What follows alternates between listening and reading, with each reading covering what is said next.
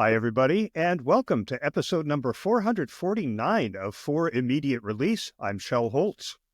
And I'm Neville Hobson. In episode 419 last July, we explored the concept of shadow AI, questioning its potential risks within organizations. Shadow AI refers to the use of unsanctioned artificial intelligence tools and technologies by employees without the knowledge or approval of their company's IT governance. This practice can lead to security vulnerabilities, data breaches, and compliance issues, as these tools operate outside established protocols. A recent survey by Software AG highlights the prevalence of this phenomenon, revealing that over half of all employees admit to using AI tools at work without official approval. The survey underscores the need for organizations to address this growing trend by implementing clear policies and providing sanctioned AI resources to ensure security and compliance. So what does this latest survey add to the topic we discussed last July? We'll discuss the picture next.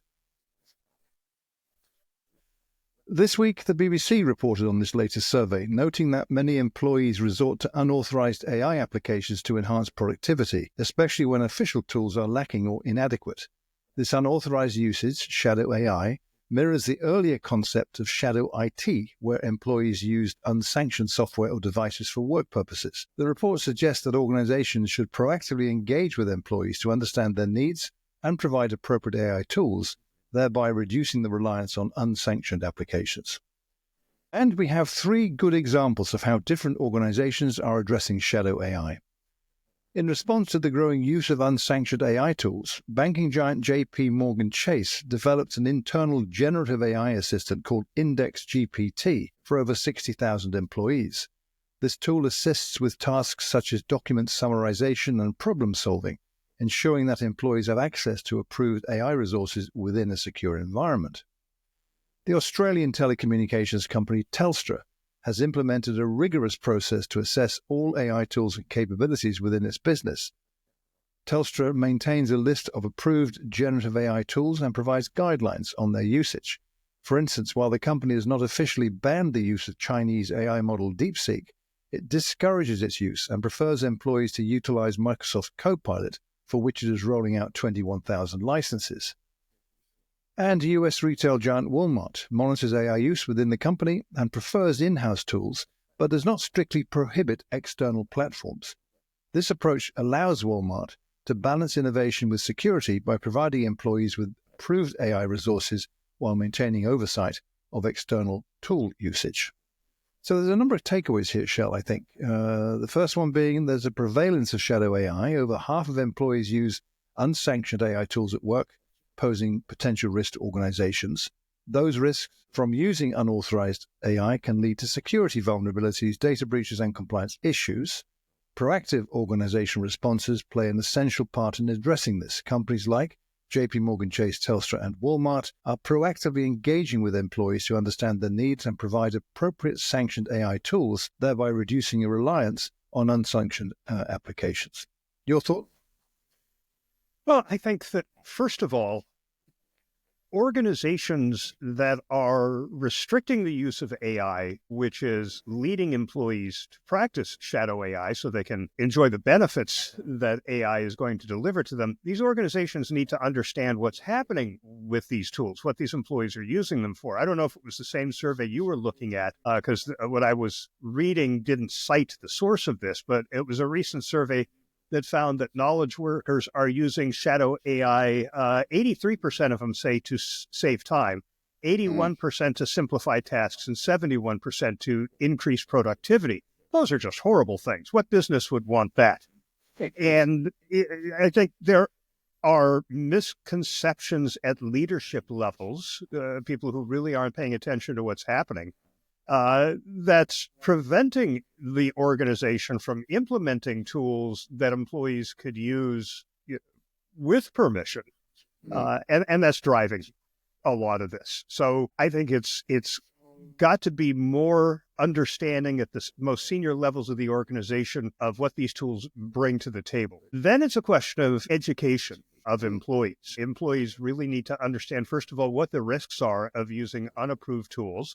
They need to understand the organization's process. I mean, where I work, we have gone to great pains to explain the process of identifying, I mean, not just AI, but any technology that might be beneficial and how it is evaluated, how it moves into testing, and then how it moves into common use across the organization. So people understand that there's a process, and if there's a tool that you like, recommend it, and it will be put into that process. And finally, I think employees need to understand what tools are available to them. For example, today, I will be communicating to employees in our organization that the tool they already have access to, which is Copilot, baked into Office 365, now offers access to ChatGPT's full, complete reasoning model. You have to pay extra for this if you just have the access to ChatGPT, but Microsoft decided to bake it right into Copilot at no additional cost. So I'm going to talk to our employees about what a reasoning model is, when you might want to use it, and hey, you can at absolutely no extra cost, no hassle, right there within Copilot. So there are steps that organizations can take to minimize the use of shadow IT. Shadow AI, I think what's concerning is that they're not taking these steps. They're just kind of worried about it. Yeah, I think that's the key point, Shel. What I took mostly from those examples, for instance, those three companies in different industries, different countries even are doing, is the key to this. Particularly what struck me was Telstra in Australia, who are right on the ball with the latest thing going, which is DeepSeek, the Chinese AI model, that they haven't abandoned it at all, but they're discouraging its use. So what does that tell me? That little bit of information, not the detail of anything, is they're communicating something that employees might be wondering about. They've read about DeepSeek, and some might be thinking, oh, I'd love to try that. Can I? Should I? Now they got some clarity. They'd rather you didn't, and presumably they're giving some reasons why not, and so forth. So it's not quite clear from that example.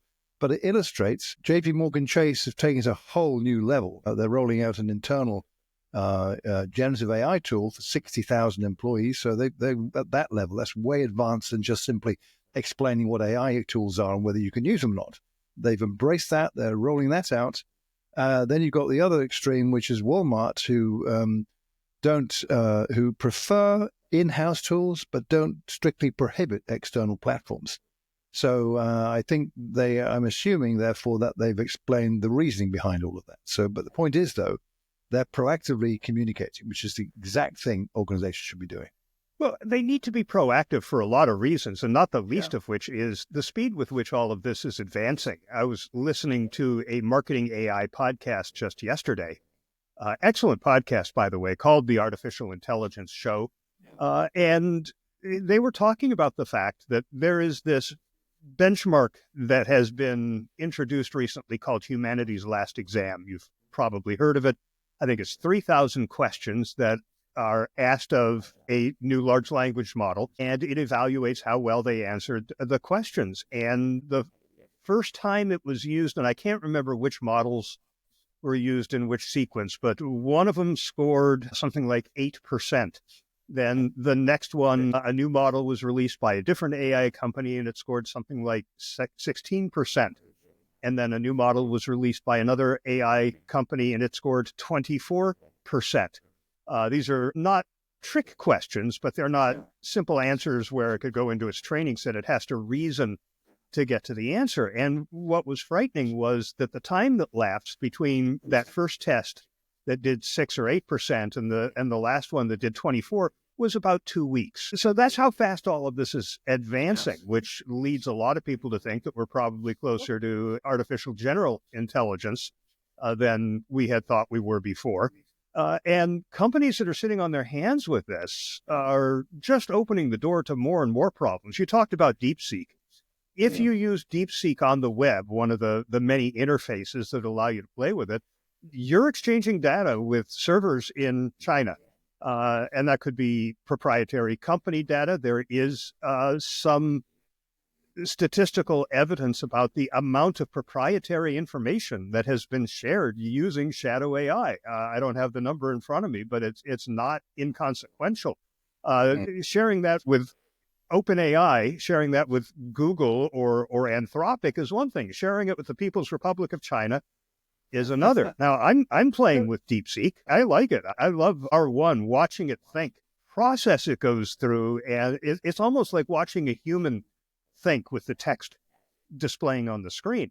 But I've installed it on my computer. It'll run if I disconnect myself from the internet completely. That's the whole idea of these open source models, is that they don't call out to any servers anywhere, any data centers. It's all contained right there on your hard drive. If you want to be able to let your employees use this thing, consider an implementation behind your firewall that's completely protected. But we have to start thinking about how we give these tools to employees so they can be more productive and efficient. The company can do better, and we don't run the risks associated with employees bringing tools into the organization behind the backs of IT. Yeah. So bottom line, essentially, it comes down to communication, doesn't it?